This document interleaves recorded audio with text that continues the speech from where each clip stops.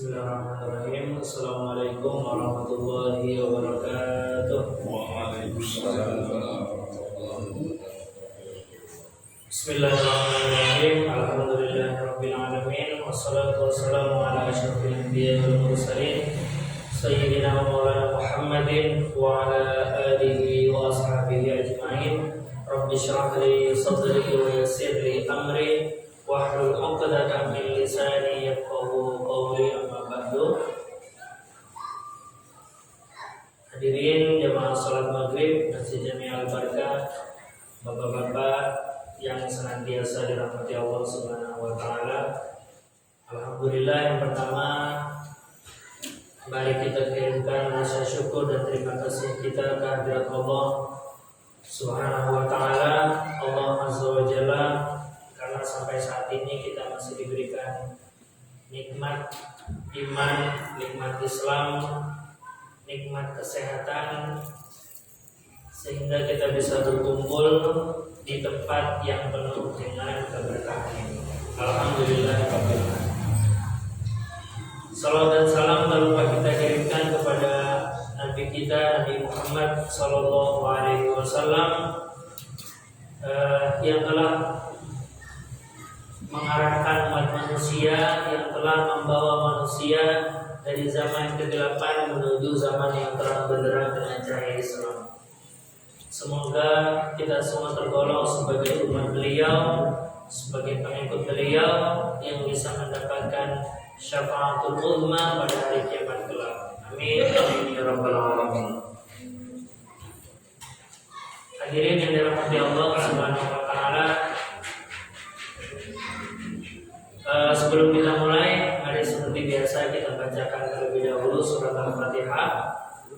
Kita bacakan surat Fatihah, pahalanya kita tujukan linabiina, ya, untuk Nabi kita, Nabi Muhammad Sallallahu Alaihi Wasallam. Kalau kita baca Fatihah untuk Nabi, bukan karena beliau butuh surat Fatihah, karena beliau sudah dijamin amalnya itu diterima oleh Allah Subhanahu wa taala, dosa-dosanya sudah dihapus.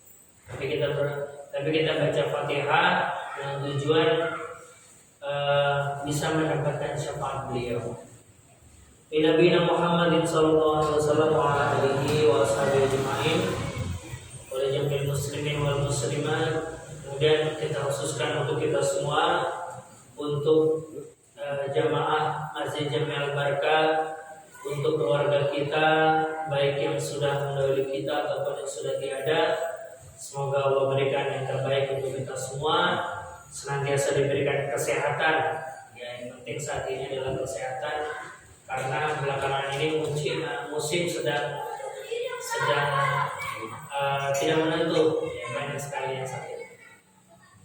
Kemudian kita khususkan untuk Imam An-Nawawi Ad-Dimashqi, pengarang kitab Riyadhus Shalihin, ala hadhihi wa ala kulli niyatin shalihah, wa ila hadratin Nabi Mustafa Sayyidina Muhammadin sallallahu alaihi wasallam.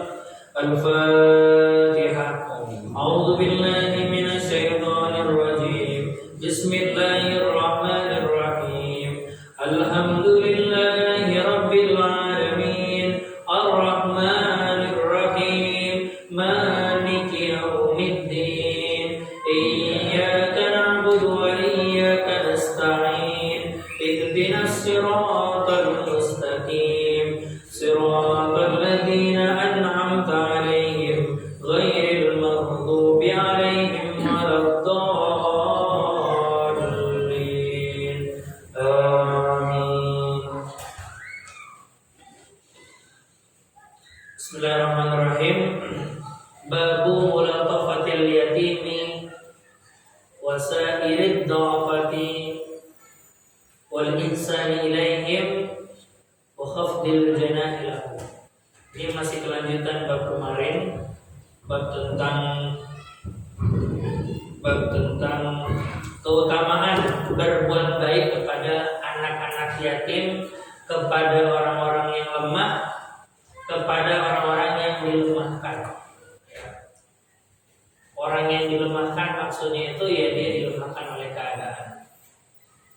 Kemarin sempat viral itu di internet, ada seorang mahasiswi namanya Novi, salah Novi Widiasari. Nah itu dia itu dalam kondisi yang dilemahkan. Dia dalam tanda kutip dikenakan tindakan asusila, diperkosa, kemudian positif, kemudian oleh pihak keluarganya dipaksa untuk minum pil aborsi, tapi dia nggak mau, tapi itu dipaksa, kemudian pokoknya ditekan oleh keluarganya sehingga ujung-ujungnya mati bunuh diri. Ini yang dimaksud dengan yang dilemahkan oleh keadaan, dia dipaksa oleh sekitarnya menjadi lemah. Kita semua mungkin pernah merasakan dalam satu tempat, tapi semoga Allah menolong kita semua. Nah, babu mulaqafatil yatimi wal banat. Nah, ini dikhususkan untuk anak yatim.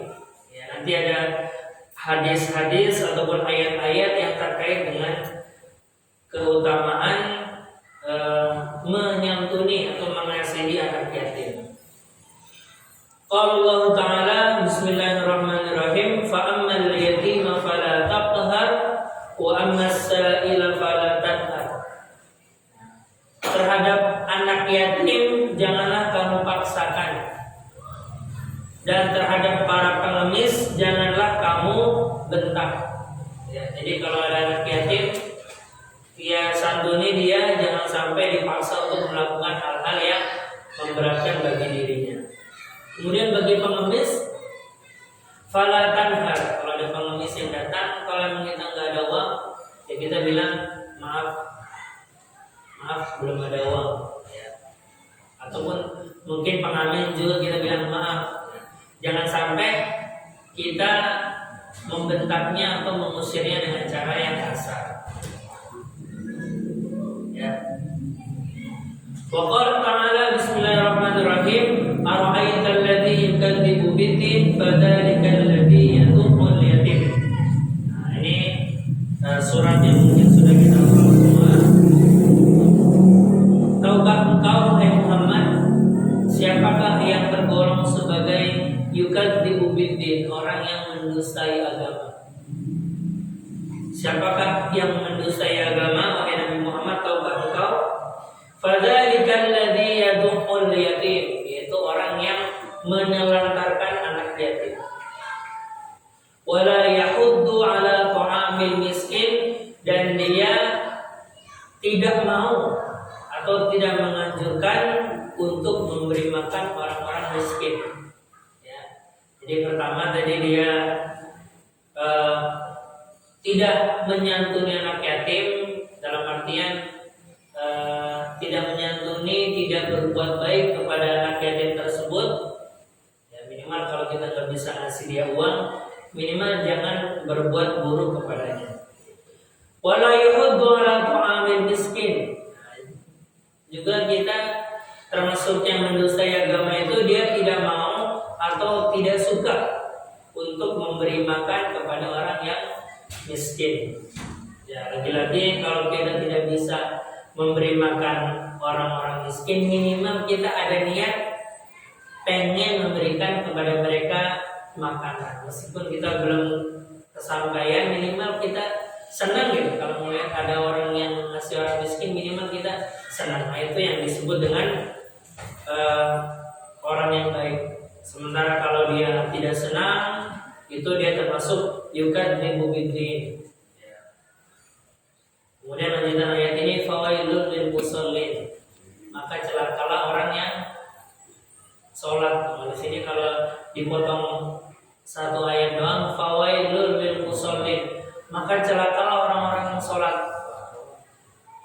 Ada judul buku, celakalah orang-orang sholat. Karena ada ayatnya, fawailul lil musallin, celakalah orang-orang yang sholat. Nah, padahal ada keterangan berikutnya, alladzina hum an sholatihim sahun, yaitu orang yang sholatnya itu lalai, suka menunda-nunda, suka meremehkan kewajiban sholatnya, itu yang dimaksud dengan orang yang celaka. Ya. Bukan dalam artian orang yang sholat celaka, bukan, tapi yang suka meremehkan sholat, lalai terhadap sholat subuh rutin tiap hari, sholat subuh jam 7 atau jam 8 ya. Kalau sekali 2 kali mungkin nggak apa-apa, kalau begadang kemudian kelupaan itu nggak apa-apa. Tapi kalau istiqomah tiap pagi subuhnya ibaratnya duha pakai kunut, dia sholat duha pakai kunut, nah itu udah nggak baik kalau dia sudah rutin seperti itu. Tapi kalau sesekali yang namanya manusia mungkin bisa dimaafkan. Kemudian alladzina hum yura'un, itu orang-orang yang riya. Kalau apa-apa itu, kalau berbuat kebaikan selalu ingin dilihat orang, ingin bersedekah ingin dilihat orang, sholat ingin dilihat orang. Wa yamna'un al-ma'un, dan dia mencegah orang yang ingin memberi.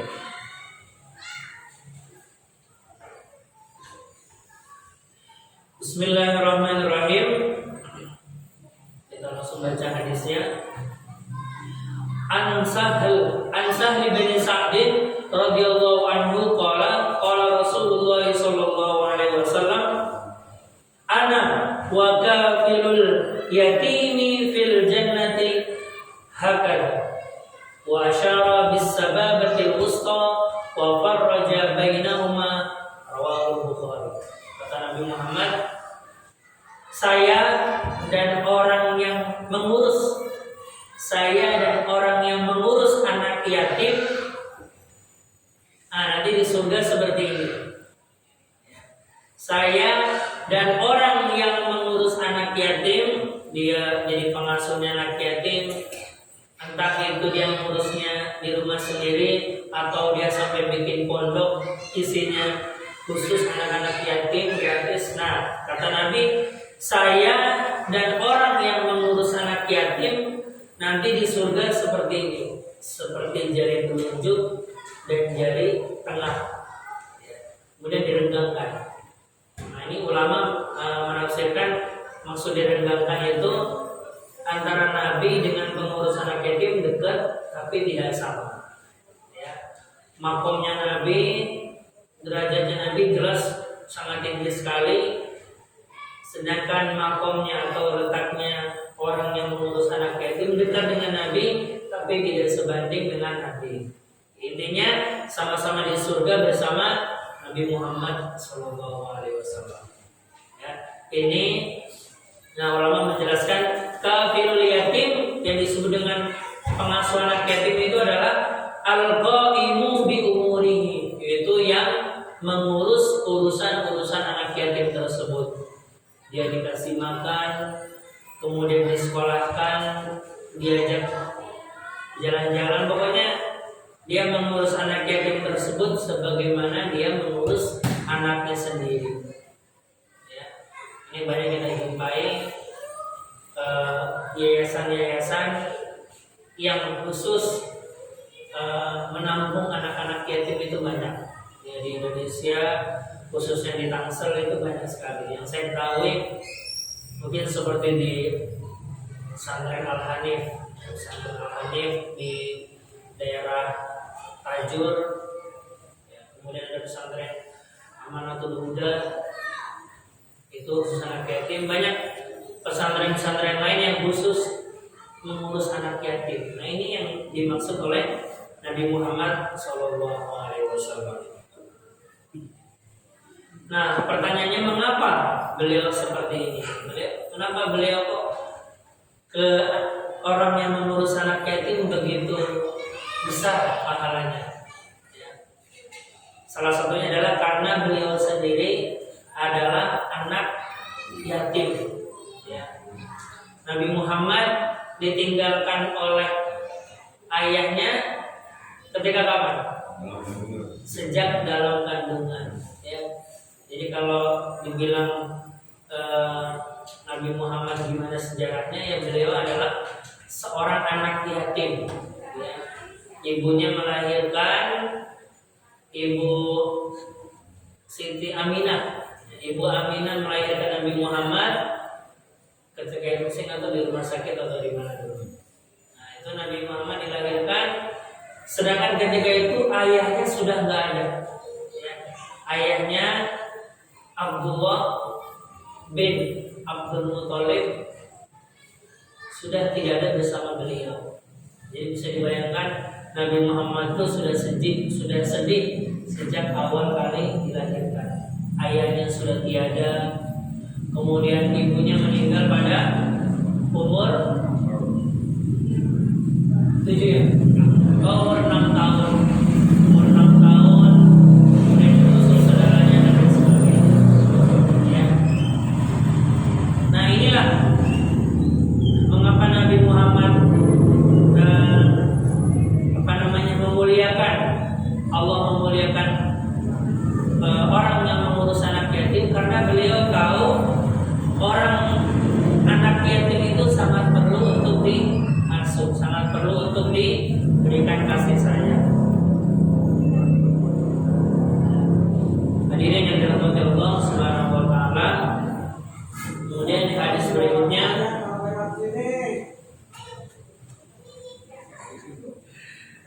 hadis berikutnya an Abi Hurairah radhiyallahu anhu qala Rasulullah sallallahu alaihi wasallam kafilul yatimi lahu aw li ghairihi. Kemudian kata Nabi Muhammad juga orang yang mengurus anak yatim ataupun yang lainnya itu kahataini fil jannah, sebagaimana dua jari saya ketika di surga nanti. Nah, di sini yang disebut dengan ligoirihi, yaitu dia mengurus anaknya, atau dia mengurus kerabatnya. Dia mengurus kerabatnya maksudnya dia mengurus kakeknya, dia mengurus saudaranya dan lain sebagainya. Ya. Bahkan dulu salah satu kenapa disyariatkan untuk menikah lebih dari satu ketika zaman Nabi itu, ya ketika banyak bapak-bapak ketika itu ikut perang, bapak-bapak ikut perang kemudian meninggal. Nah, yang sisa di rumah itu tinggal ibunya dan anaknya. Kemudian ada beberapa orang yang hanya pengen untuk mengurus ibunya saja. Anaknya tapi nggak diurus. Ibunya diurus karena ayahnya sudah gugur perang, ibunya dong yang diurus. Makanya dianjurkan ketika itu kalau mau seperti itu langsung kalian nikahi ibunya, urus juga anak-anaknya. Fangkihu, maka nikahilah orang yang fangkihu ma tabarakum minan nisa, silakan dinikahi yang menurut kalian bagus, diurus juga anak-anaknya, bisa 2, 3 atau 4. Tapi wa in khiftum alla ta'dilu, tapi kalau takut untuk tidak bisa berlaku adil, ya, kalau takut kalau misalnya dia 2, 3 atau 4 takutnya nggak adil antara satu dengan yang lain, fawahidatan, ya, maka cukup satu saja yang penting adil, ya, cukup satu saja yang penting adil. Ya. Ya. Karena yang namanya keadilan itu sangat susah sekali ya. Meskipun Nabi Muhammad itu orang yang paling adil, dalam Al-Quran itu disebutkan Nabi Muhammad tetap nggak bisa berlaku adil dalam hal rumah tangga. Ada ayatnya, walam tastati'u an taqdiru bainan nisa walau harastum. Kamu wahai Nabi Muhammad nggak mungkin bisa berlaku adil meskipun kamu sudah berusaha. Nah, karena yang namanya istri Nabi itu kan jumlahnya sangat banyak, ya. Itu diantara para istrinya ada yang merasa kurang ini, ada yang merasa kurang. Meskipun Nabi Muhammad sudah menganggap itu hal yang adil, tetap aja yang namanya hati seseorang tetap nggak bisa. Pasti ada cemburu, pasti ada rasa sakit dan lain-lain. Bahkan Siti Aisyah pun ya, istri yang paling dicintai oleh Nabi itu seringkali cemburu.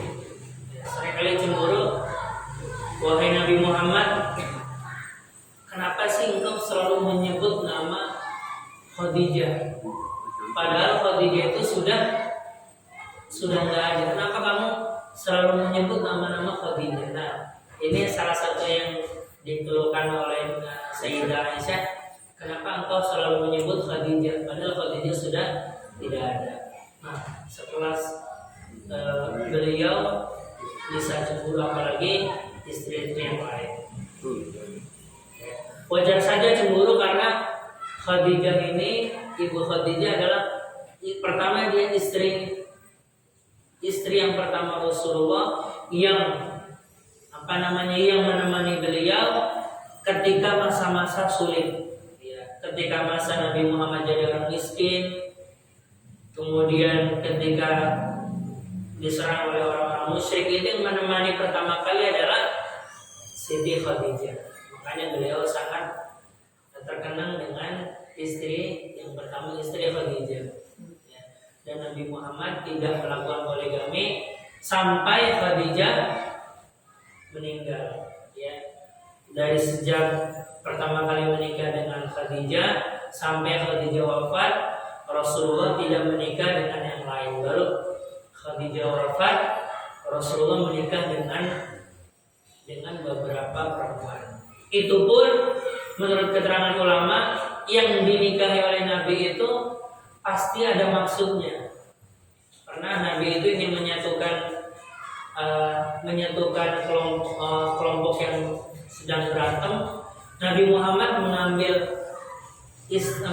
perempuan yang menjadi kepala sukunya, dinikahi supaya berdamai.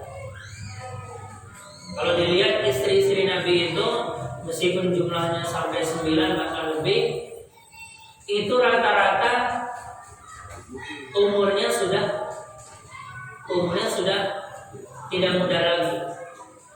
Makanya dalam hadis itu sering disebutkan, kalau misalnya Nabi ingin menggilir istrinya, jadi Nabi Muhammad itu kalau setiap malam itu mengundi kemana beliau yang akan bersinggah. Nah, kalau beliau mendapatkan istri yang tua, biasanya istri yang tua itu sudah menyerahkannya kepada Siti Aisyah. Misalnya yang didapat istri Nabi yang lain, kemudian istri yang tua itu bilang kepada Aisyah, wahai Aisyah, udah malam ini kan giliran saya serahkan kepada kamu saja. Itu yang saking beliau itu tidak mencari istri yang, jadi bukan karena emang Nabi Muhammad itu nafsunya besar, ya, sebagaimana dituduh oleh banyak orang.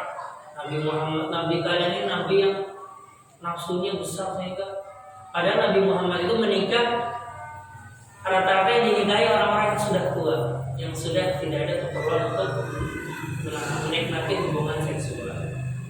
Makanya kalau ada orang yang ngaku pengen mengikuti sunnah Nabi, silakan mengikuti sunnah yang Nabi, yaitu sunnah menikahi orang-orang yang sudah tua. Jangan menikahi sunnah lebih dari satunya, tapi nikahi juga yang lebih tua dari dia. Hadirin yang dirahmati Allah Subhanahu wa taala. Nah, kemudian wa anhu radhiyallahu anhu, kemudian dari Abu Hurairah radhiyallahu anhu qala as-sa'i 'alal armalati wal miskini kal mujahidi fi sabilillah. Nah, orang yang berupaya atau orang yang menanggung armalah ini artinya janda. Orang yang menanggung kehidupan janda, kemudian orang yang miskin, pahalanya kal mujahid fi sabilillah. Dia sama seperti mujahid fi sabilillah. Ya. Orang kita mengurus yang janda, dia makanan, memberikan santunan, kemudian kepada anak-anak yatim. Nah itu kal mujahidi fi sabilillah, dia sama seperti jihad fi sabilillah. Makanya kadang-kadang kalau ada acara santunan itu ada santunan untuk anak yatim, ada santunan untuk para janda. Karena kalau ada janda, ya, dia kalau dia bekerja, makanya dia udah nggak bekerja, dia udah nggak ada apa namanya harta yang masuk lagi, nah itu butuh untuk disambung.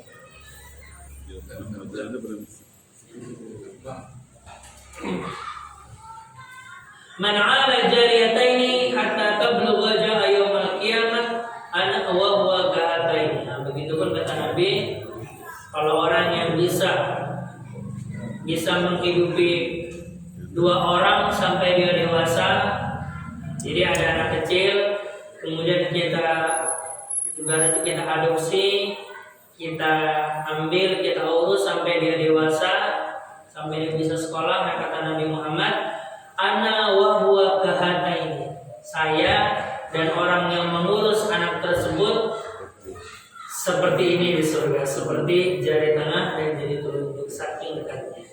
Ya, jadi di sini bukan cuma anak yatim ternyata. Kalau kita punya tetangga, kemudian dia nggak mampu dan kita mampu, terus kita urus dia, kita beri makan, beri sekolah sampai dewasa, nah itu pahalanya sama seperti mengurus anak yatim. Ya, ini beberapa kemuliaan yang didapat dari Rasulullah Shallallahu Alaihi Wasallam.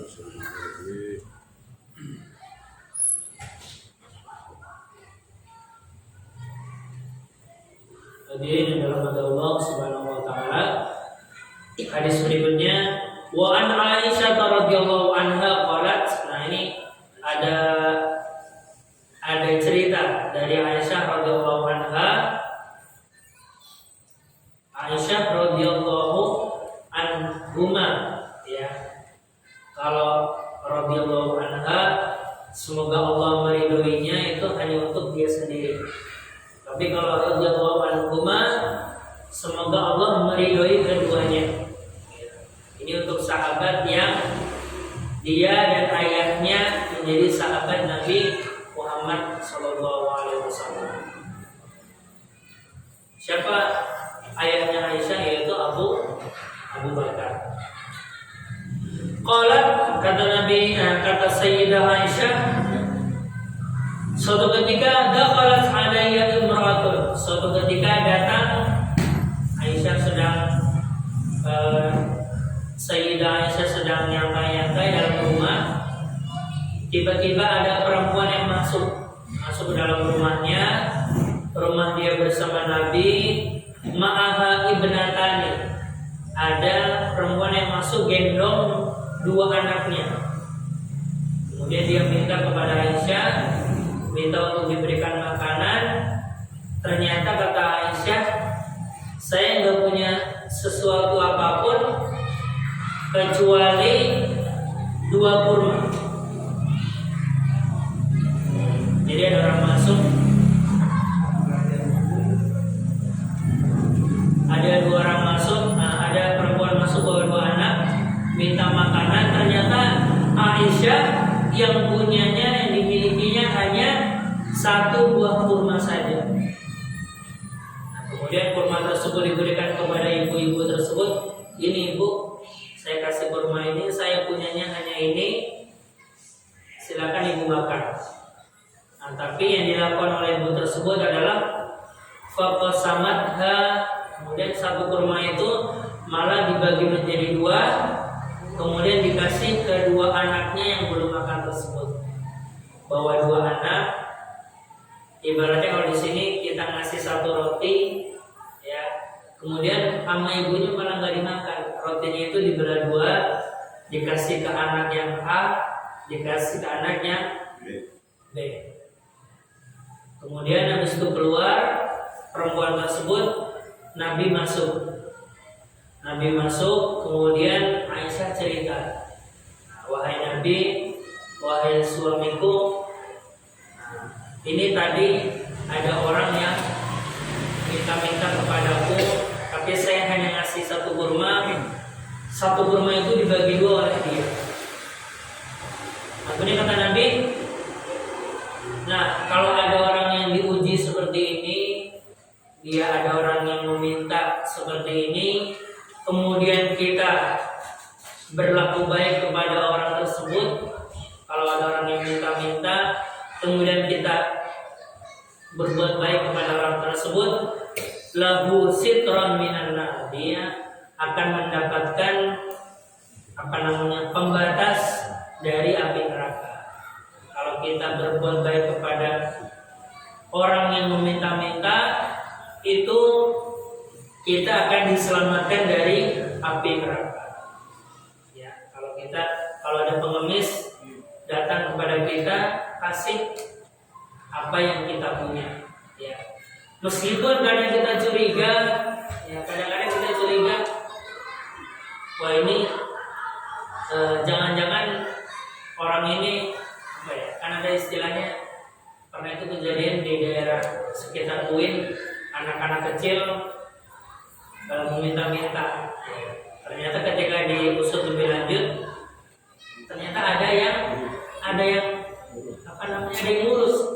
Ternyata ada kepalanya, kemudian dia kumpulin anak-anak jalanan, disebar ke lingkungan kampus, disuruh minta kepada mahasiswa ketika itu uangnya kembali ke bosnya resmi. Meskipun kita tahu seperti itu tetap nyampe. Sedekah kita niat seperti itu, dia tetap dihitung sebagai sedekah. Meskipun kita tahu orang tersebut pasti akan membutuhkan uang yang lain, tapi kita niatnya membantu orang tersebut. Perkara uang itu dibuat apa, nah itu terserah orang tersebut. Hadirin yang dirahmati Allah Subhanahu wa taala, kemudian ada hadis syarrul ta'ami ta'amul walimah. Ini sebenarnya pengulangan dari kemarin. Seburuk-buruknya ta'am adalah ta'amul walimah, yaitu makanan walimah. Yamna'uha man ya'tiha, orang yang membutuhkan kalau datang ke walimah itu dilarang, sedangkan yang tidak membutuhkan malah diundang. Ya, sebagaimana kita mengadakan walimah, kalau misalnya ada orang miskin lewat depan kita mau makan di situ, kita pasti mencegahnya. Kita mengatakan, kamu siapa? Gak pakai pakaian bagus, kemudian gak bawa amplop misalnya, kamu tidak diundang, kamu gak boleh masuk. Padahal orang tersebut adalah orang yang butuh untuk makan. Nah, sementara yang kita undang itu orang-orang yang kaya. Yang kita undang itu orang yang di rumahnya makan itu dia bisa lebih enak daripada yang ada di walimah, tapi kita undang. Makanya kata Nabi Muhammad, syarrut ta'ami ta'amul walimah, seburuk-buruknya ta'am adalah ta'amul walimah.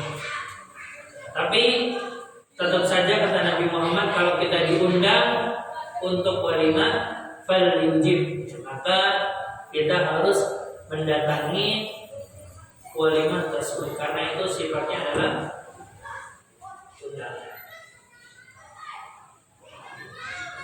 Kemudian ada hadis yang terakhir.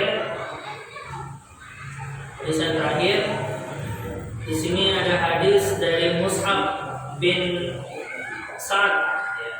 Ada hadis dari Mus'ab bin Sa'ad bin Abi Waqqas radhiyallahu anhu qala ra'a Sa'dun anna lahu fadlan 'ala man dunahu. Suatu ketika Sa'ad bin Abi Waqqas melihat bahwasanya dirinya itu memiliki keutamaan dibanding yang lain. Dirinya merasa lebih utama ketimbang yang lain. Ini kata Nabi Muhammad, hal tansuruna wa turzaquna illa bidu'afaikum. Apakah kalian akan ditolong? Maksudnya gini, kalian itu hai orang-orang yang memiliki kelebihan, kalian itu ditolong ataupun diberikan rezeki, diberikan pertolongan itu hanya karena orang-orang yang lemah. Ya. Jadi kita kaya, misalnya kita menjadi orang kaya. Nah, kapan kita menjadi kaya? Kalau kita ditolong oleh orang-orang miskin dengan cara kita memberikan sedekah kepada orang miskin tersebut, itu kita diberikan rezeki dari tersebut, dari kekayaan tersebut. Ya. Kalau kita kaya, tapi kemudian kita tidak bersedekah, kita kaya tapi kita tidak memberikan orang-orang yang membutuhkan, itu kita percuma, kayanya percuma. Malah nanti di hari kiamat itu, sebagaimana hadis kemarin, orang miskin masuk gampang masuknya, tapi orang kaya itu biasanya dicegah dulu di pintu surga, dihitung dulu amalnya karena dihitung dulu kekayaannya karena banyak, dihitung dulu ini kemana. Seandainya dia melakukan sedekah, maka dia aman. Tapi kalau tidak, ya dia tidak aman. Ya. Nah, sedekah itu yang perlu kita ketahui, sedekah itu bisa sifatnya kepada orang lain ataupun kepada kerabat yang terdekat. Ya, karena diusahakan kalau ada orang yang lebih dekat dengan kita, ada kerabat kita, saudara kita, nah itu yang lebih berhak untuk kita berikan sedekah. Ya. Ketimbang kita ngasih sedekah kepada orang yang jauh, padahal saudara kita sendiri membutuhkan, nah itu diusahakan yang dekat terlebih dahulu, baru kita berikan kepada orang-orang yang jauh. Ya. Syukur-syukur sedekahnya bisa dilakukan secara sembunyi-sembunyi, ya, karena dalam hadis itu disebutkan orang yang bersedekah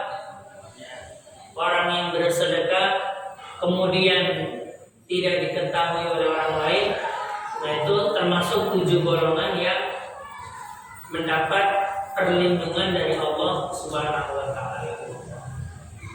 Dia bersedekah, tapi dia bersedekah pakai tangan kanan, tangan kirinya tidak mengetahui apa yang dia sedekahkan. Bahasanya seperti itu. Dia bersedekah pakai tangan kanan, sampai-sampai tangan kirinya tidak mengetahui yang disedekahkan oleh tangan kanannya. Ini bukan maksudnya kita bersedekah pakai tangan kanan, kemudian tangan kirinya diumpetin ke belakang biar nggak kelihatan. Nah, seperti itu. Tapi artinya secara sembunyi-sembunyi. Makanya beberapa orang itu kalau nyumbang ke masjid atau nyumbang ke mana, biasanya mereka kata-kata hamba Allah, dari hamba Allah. Itu dengan tujuan mungkin orangnya itu tidak pengen ketahuan oleh orang lain. Mungkin itu saja bisa kami sampaikan terkait mulaqafatul yatim wal banat, terkait perintah Rasulullah SAW untuk menyantuni atau mengasihi anak yatim, begitupun mengasihi orang-orang yang membutuhkan. Karena bagaimanapun Islam itu Islam itu agama yang peduli kepada kondisi sekitarnya. Ada orang yang baik ibadahnya tapi sosialnya tidak baik, nah itu perlu dikoreksi lagi. Ada orang yang sosialnya baik tapi ibadahnya kurang, nah itu perlu diperbaiki. Yang baik adalah sebagaimana dilakukan oleh Rasulullah SAW, beliau ibadahnya bagus, beliau hubungannya dengan Allah bagus, tapi hubungannya dengan sampingnya juga. Itu saja mungkin yang bisa kami sampaikan. Mari kita tutup dengan doa bersama. Kita panjatkan niat dan keinginan kita di tempat yang mungkin istijabah ya. Alhamdulillah minasyaitonir rajim. Bismillahirrahmanirrahim. Alhamdulillahirabbil alamin hamdan syakirin hamdan yuwaffiqu ni'amahu mazila. Ya rabbana lakal hamdu kama yanbaghi li jalali wajhikal karim wa sultanik. Allahumma anfa'na bima 'allamtana wa 'allimna ma yanfa'una wa barik lana fima 'allamtana innaka antal alimul hakim. Ya Allah, ya Tuhan kami, berikanlah kepada kami ilmu yang bermanfaat, ilmu yang bisa kami amalkan dalam keseharian kita, ilmu yang bisa mengantarkan kami menuju ridha-Mu ya Allah. Allahumma rizqna husnul khatimah waqtim lisanana bi qawli la ilaha illallah Muhammadur Rasulullah sallallahu alaihi wasallam. Ya Allah, berikanlah kepada kami husnul khatimah, tutuplah lisan kami dengan ucapan la ilaha illallah Muhammadur Rasulullah sallallahu alaihi wasallam. Rabbana atina fid dunya hasanah wa fil akhirati hasanah wa qina adzabannar. Subhana rabbika rabbil izzati amma yasifun wa salamun alal mursalin walhamdulillahi rabbil alamin. Terima kasih atas segala perhatian. Mohon maaf apabila ada kekurangan. Mari kita tutup dengan baca hamdalah dan doa kafaratul majlis. Alhamdulillahirabbil alamin. Subhanakallahumma wa bihamdika asyhadu an la ilaha illa anta astaghfiruka wa atubu ilaik. Assalamualaikum warahmatullahi wabarakatuh.